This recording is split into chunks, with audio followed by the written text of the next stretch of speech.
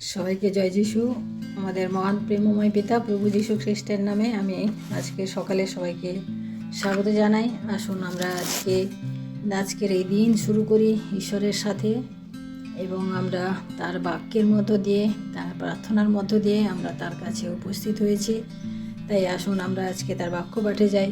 আমি আজকে যে বিষয়ের উপরে আমি আজকে বাক্য পাঠ করব তা হচ্ছে যে আমাদের ঈশ্বরের পথে চলতে গেলে আমাদের কি কি বিষয় ভালো করে খেয়াল করতে হবে, আমরা সেই বিষয়ে আমি আজকে গীত সংগীতা তার 37 সংখ্যার গীত আমি 1 থেকে 7 পদ পর্যন্ত পাঠ করব। এইখানে আমাদের কয়েকটি বিষয় কথা বলা হয়েছে যেটা আমাদের ঈশ্বরের পথে চলতে আমাদেরকে সাহায্য করবে। তাই আসুন আমরা পাঠ করি। তুমি দুরাচারদের বিষয়ে রুষ্ট হইও না, অধর্মাচারীদের প্রতি ঈর্ষা করিও না, কেননা তাহারা ঘাসের ন্যায় শীঘ্র ছিন্ন হইবে, হরিৎ তৃণের ন্যায় ম্লান হইবে। সদাপ্রভুতে নির্ভর রাখো, সদাচরণ করো, দেশে বাস করো, বিশ্বস্ততা ক্ষেত্রে চরো, আর সদাপ্রভুতে আমোদ করো। তিনি তোমাদের মনোবাঞ্ছা সকল পূর্ণ করিবেন। তোমার গতি সদাপ্রভুতে অর্পণ করো, তাহাতে নির্ভর করো, তিনি কার্য সাধন করিবেন। তিনি দীপ্তির ন্যায় তোমার ধর্ম, মধ্যাহ্নের ন্যায় তোমার বিচার প্রকাশ করিবেন। সদাপ্রভুর নিকটে নীরব হও, তাহার অপেক্ষায় থাকো। যে আপন পথে কৃতকার্য হয় তাহার বিষয়ে, যে ব্যক্তি কুসংকল্প করে তাহার বিষয়ে রুষ্ট হইও না। আমেন। ঈশ্বর তার আপন বাক্যে আমাদের প্রত্যেককে আশীর্বাদ করুন। আমরা আজকে এই বাক্য পাঠ করলাম যে আমাদের ঈশ্বরের পথে চলতে গেলে আমাদের কি কি জিনিস আমাদেরকে মাথায় রাখতে হবে সেটা আমরা আজকে দেখলাম। আমরা যখন এক পদ পাঠ করি, এখানে বলা আছে যে দুরাচারদের বিষয়ে রুষ্ট হইও না, অধর্মাচারীদের প্রতি ঈর্ষা করিও না। খ্রিস্টীয় জীবনযাপন করার জন্য আমাদেরকে ঈর্ষা, আমাদের মনে যে ঈর্ষা, সেই ঈর্ষা জিনিসটাকে আমাদেরকে দূর করতে হবে। অর্থাৎ ঈর্ষা হচ্ছে এমন একটা জিনিস যে আমি অন্যের কিছু ভালো দেখলাম, অন্যের কোনো ভালো বিষয় দেখলাম, ভালো বস্তু দেখলাম, তখন আমার মনে একটা ঈর্ষা হলো যে হ্যাঁ, ও কী করে এত সুন্দর গাড়ি বানালো, কী করে বাড়ি বানালো, গাড়ি বানালো, হ্যাঁ, কী করে তার এত উন্নতি হয়ে যাচ্ছে। এই সমস্ত বিষয় আমাদের মনে যেন না আসে, কারণ এটা হচ্ছে অধর্মাচারীদের প্রতি, অর্থাৎ যারা মানে কিভাবে ইনকাম করছে, কিভাবে আনছে সেটা আমরা জানার দরকার নেই, কিন্তু তারা কিভাবে করছে সেটা দেখে আমাদের ঈর্ষা হয় অনেক সময়। কিন্তু আমাদের এই ঈর্ষা হওয়া উচিত না, কারণ ঈশ্বরের বাক্য বলে যে আমাদের লক্ষ্য থাকবে সোজা ঈশ্বরের দিকে। আমরা ঈশ্বরের দিকে লক্ষ্য রাখবো। পাশের বাড়ির লোক কী করছে না করছে, তার কি করে এত বাড়ি গাড়ি হলো, এই সামান্য কাজ উপায় করে তার মধ্যে দিয়ে এত কি করে হলো, বৃদ্ধি পেল, আমরা এগুলো দেখার আমাদের কোনো দরকার নেই। আমাদেরকে জীবনযাপন করতে হবে সম্পূর্ণভাবে ঈশ্বরের পথে, এবং সম্পূর্ণভাবে ঈর্ষা ছাড়া আমাদেরকে চলতে হবে। আমরা আরেকটি দেখি যে আমরা যখন 3 পদ পাঠ করি, সদাপ্রভুতে নির্ভর রাখো, সদাচরণ করো, দেশে বাস করো, বিশ্বস্ততা ক্ষেত্রে চরো। অর্থাৎ ভরসা রাখা, আমাদেরকে ভরসা করতে হবে। কার উপর ভরসা করতে হবে? ঈশ্বরের উপরে। আমার অফিসের বসের উপরে নয়, আমার কর্তৃত্বের উপরে নয়, মানে যারা আমাদের কর্তৃত্বের অধীনে যাদের অধীনে আমরা কাজ করি তাদের উপরে নয়, আমার মানে আত্মীয় স্বজন তাদের উপরে নয়, কিন্তু আমাদের ভরসা হবে কার উপরে? ঈশ্বরের উপরে। আমাদের বিশ্বস্ততা থাকবে কার উপরে? ঈশ্বরের উপরে। কারণ তিনি তার বাক্যে বলেন যে তোমার যা প্রয়োজন তোমাকে আমি সব কিছুই যোগান দেব। অর্থাৎ আমার ঈশ্বরের প্রতি আমার ভরসা রাখা উচিত। আমার যদি কোনো প্রয়োজন পড়ে, আমার যদি কোনো অসুস্থতা হয়, তাহলে আমার সেই সুস্থতা পাওয়ার জন্য আমাকে ঈশ্বরের উপরে সম্পূর্ণরূপে নির্ভর করতে হবে।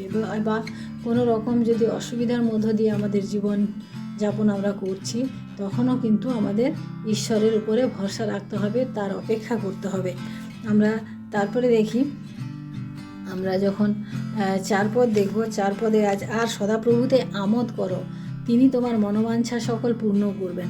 আমোদ, খুশি থাকা, হ্যাঁ, এটা একটা বিষয় যে ঈশ্বরের উপরে আমরা যখন ভরসা করি আমাদেরকে ঈশ্বরের উপরে খুশি থাকতে হবে। কারণ আমরা ভালোতে মন্দতে আমাদেরকে সব সময় সদা আনন্দে থাকতে হবে, কারণ ঈশ্বর সেইভাবে চান যে তার সন্তানেরা সদা সর্বদা আনন্দে থাকুক। কারণ তা মহান রাজাদের রাজা যার পিতা, তাদের তো আনন্দে থাকা দরকার। সেই জন্য বলছে যে আমাদেরকে সর্বদা প্রভুতে আমোদ করতে হবে, আনন্দে থাকতে হবে। আমাদের যেমনই পরিস্থিতি হোক না কেন সম্পূর্ণ তার চরণে আমরা সমর্পণ করে আমরা আনন্দে থাকব।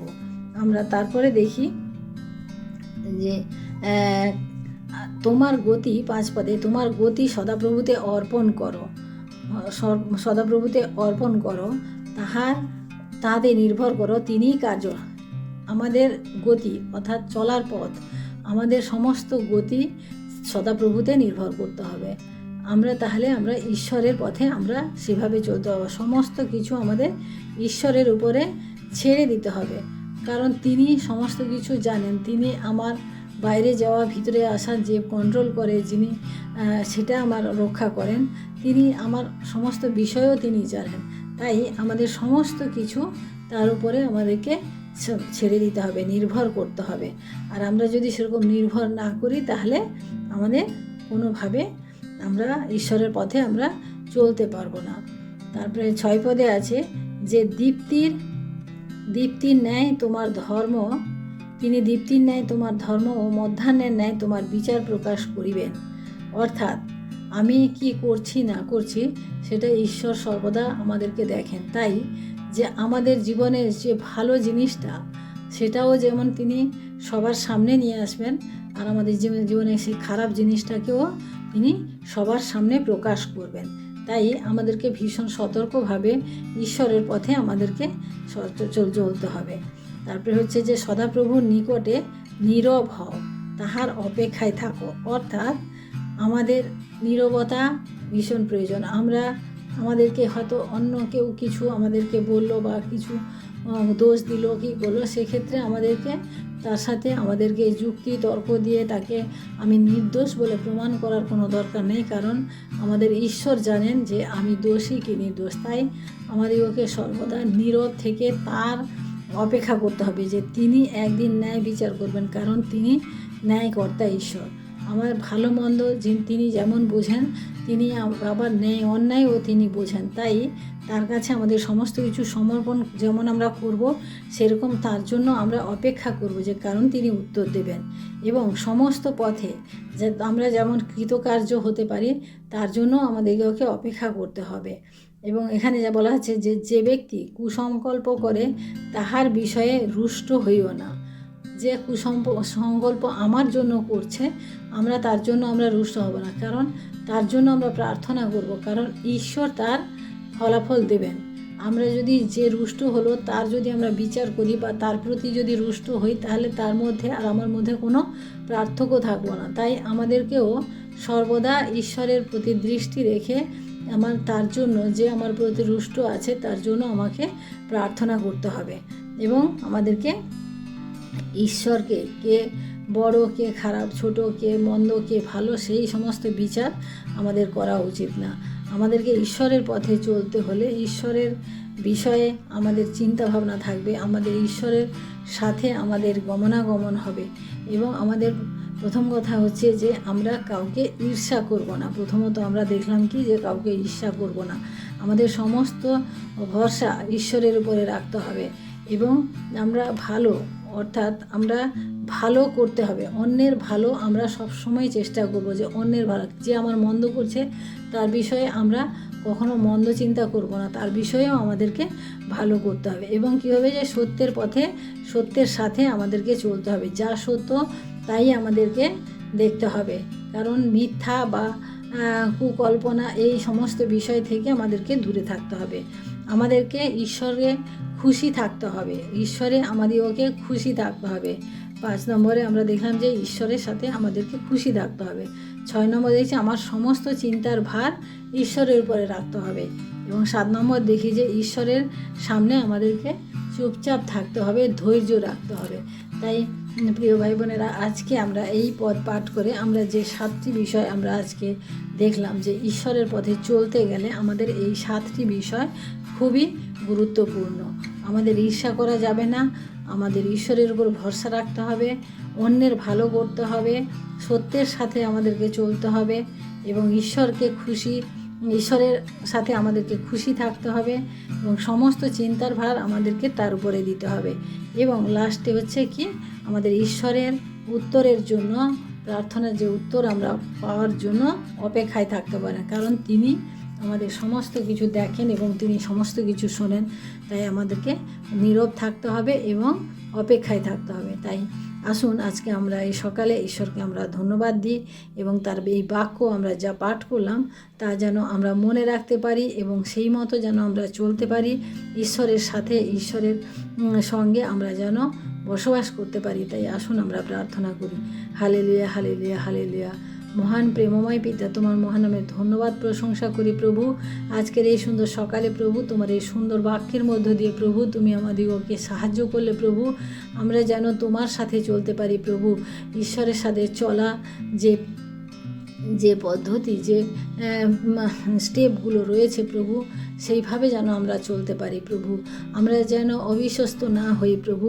আমরা যেন অন্যের বিষয়ে আমরা যেন সমালোচনা না করি, অন্যের বিষয়ে যেন আমাদের মধ্যে কোনো গ্লানি না থাকে প্রভু।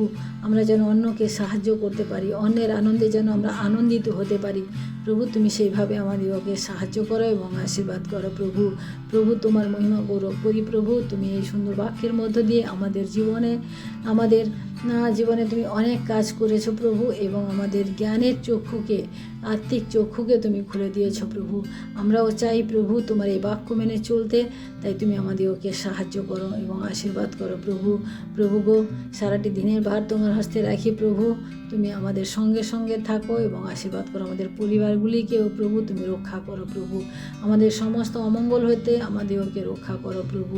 প্রভু গো, আমরা যখন ঘর থেকে বেরাবো, রাস্তাঘাটে যাব প্রভু, তুমি তোমার আশীর্বাদে পরিপূর্ণ রাখো এবং আমাদেরকে সুরক্ষা করো প্রভু। কারণ তুমি বলেছো প্রভু যে তোমাদের বাইরে যাওয়া, ভিতরে আসা আমি রক্ষা করব। তাই তোমাকে ধন্যবাদ দিই পিতা। আমাদের সংকটের দিনে, আমাদের বিপদের দিনে প্রভু তুমি একমাত্র আমাদের সহায়। তাই তোমার ধন্যবাদ করি প্রভু, তোমার মহিমা করি, তোমার নামকে উচ্চীকৃত করি এবং গৌরবান্বিত করি। সারাটি দিনের ভার তোমার হস্তে রেখে এই বিনতি প্রার্থনা চাই আমাদের মুক্তিদাতা ত্রাণকর্তা প্রভু যীশু খ্রিস্ট তোমারই নামে, আমেন। সবাইকে জয় যিশু। সবাই ভালো থাকবেন, সুস্থ থাকবেন। আজকের দিনটি সবার শুভ হোক। জয় যিশু।